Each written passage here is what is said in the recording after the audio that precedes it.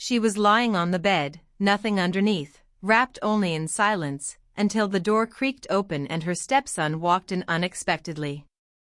What he saw changed everything. A charged glance, an unspoken tension, and a moment that should have never happened, but did. Just when the air grew thick with questions, a stranger knocked, holding secrets that could destroy their world. Hidden cameras. A husband's betrayal. And a twist no one saw coming. You think you know what's happening, but this story will pull you deeper with every second. Stay with us, because what happens next will leave you breathless. I was lying there, still and quiet, the soft hum of the ceiling fan brushing gently over my skin. The room was dim, lit only by the pale light sneaking through the curtains, and I hadn't bothered to pull on anything after my shower. It wasn't planned, just one of those lazy afternoons where you let the world slow down a little. I had planned to get up, maybe throw on a robe, but the bed was just too inviting, and the silence too comforting. That's when I heard the front door creak open. It was earlier than I expected. I thought I had more time before anyone came home. My heart gave a little jump, not out of fear, but from the sudden shift in the air. I sat up just a little, trying to listen. A shuffle of feet. A bag dropped near the entrance. And then his voice, casual, almost distracted, calling out from the hallway. It was my stepson. He wasn't supposed to be home yet. He had said he'd be out most of the day with friends. I quickly scanned the room for something to throw on, but of course everything I needed was out of reach. Figures. Just my luck. I called out his name, keeping my voice calm, trying not to sound caught off guard. But he was already halfway down the hall. I could hear his footsteps getting closer, moving toward my bedroom. Maybe he didn't hear me. Maybe he thought I was still out. Or maybe he was just coming to ask something simple, something ordinary. But this moment didn't feel ordinary. I pulled the blanket up over myself, just in time, as the door cracked open. He stood there in the doorway, pausing for a second, not saying a word. Our eyes met. There was confusion on his face. Then something else. A shift. A hesitation. And just like that, the room wasn't quiet anymore. There was a weight in the air now, something unspoken passing between us. I wasn't sure what he saw, or what he was thinking. But whatever it was, it hung there, between us, charged and still. I opened my mouth to speak, but the words didn't come out. And in that moment, with him standing there, and me frozen on the bed, I knew things wouldn't be the same. He didn't say anything at first. Just stood there, hands still on the doorknob, like he wasn't sure if he should come in or back away. I tried to keep my expression neutral, like this was nothing strange, like this moment didn't feel heavier than it should have. I adjusted the blanket around me, casually, like I was just cold. But inside, my mind was racing. He finally cleared his throat. Sorry, I didn't think you'd be here, he said, glancing away quickly. I thought you were out with your friends, I replied, my voice calm but a little too careful.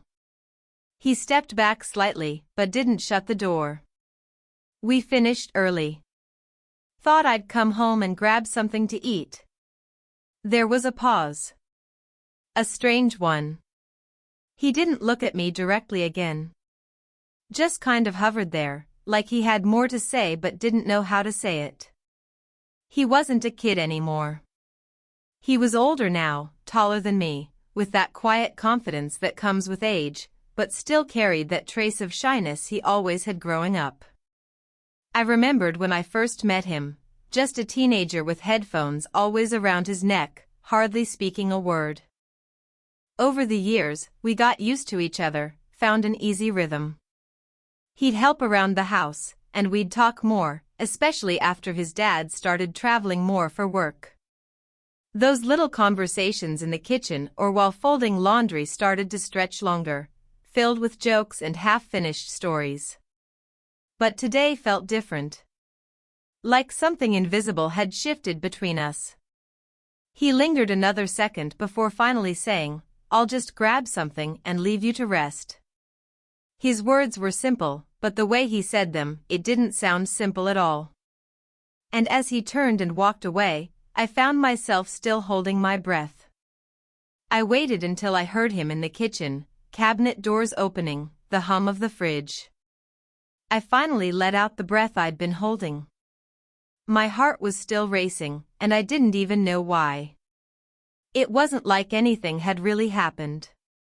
But something about the way he looked at me, or maybe the way I thought he looked at me, stayed in the air like static. I couldn't shake it.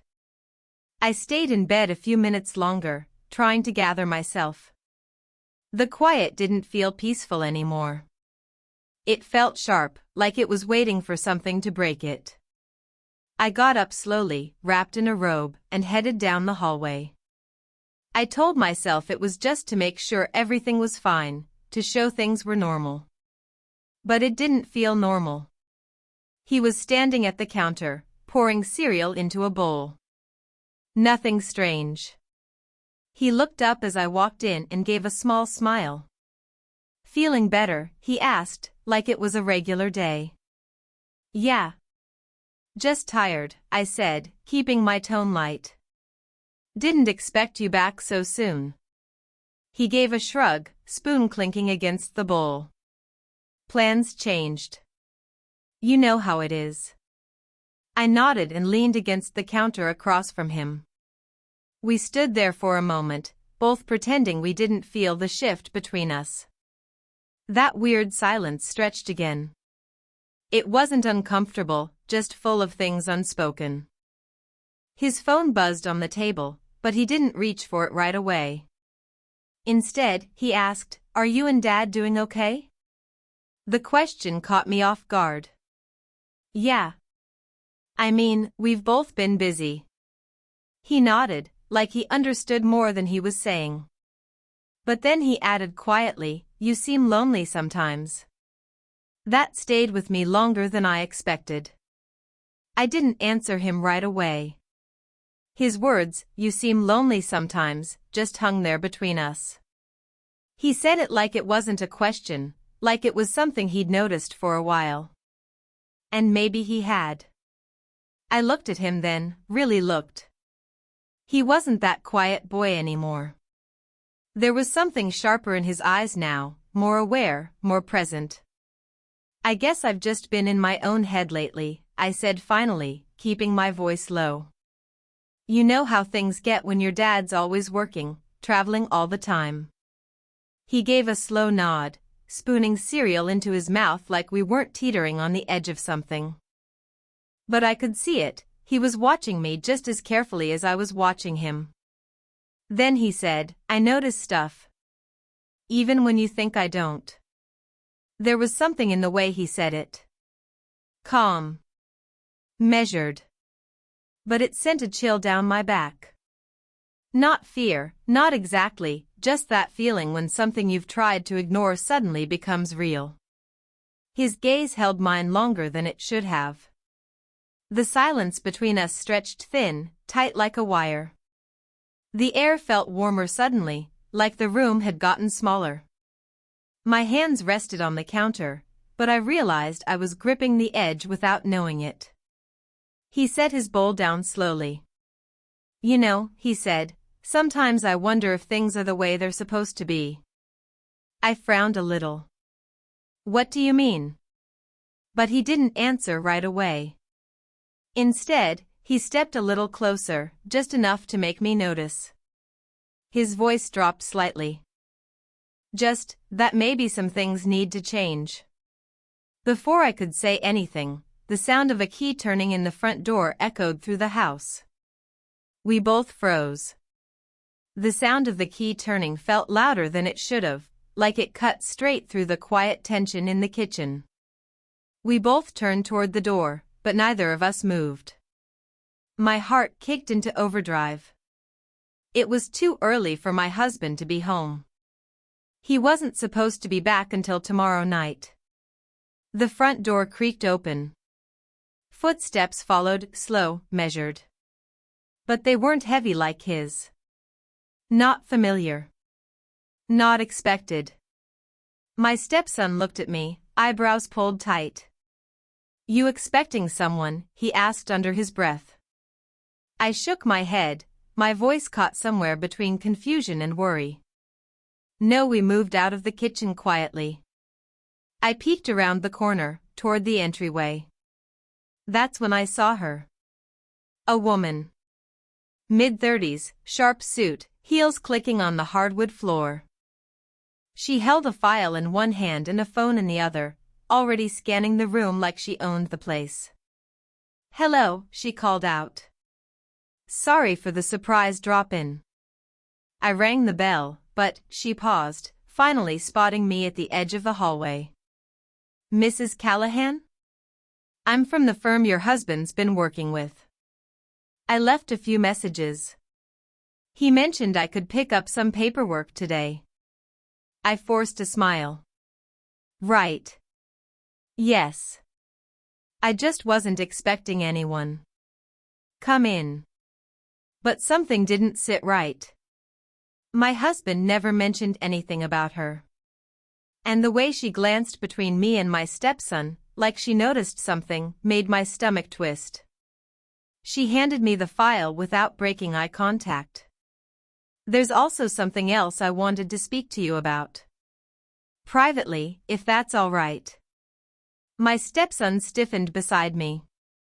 And for a brief second, I felt everything, the tension, the timing, the glances, snap into something I couldn't yet name. I led her into the living room, heart pounding louder with every step. My stepson stayed back in the hallway, watching closely. She placed the file on the coffee table, but her eyes didn't leave mine.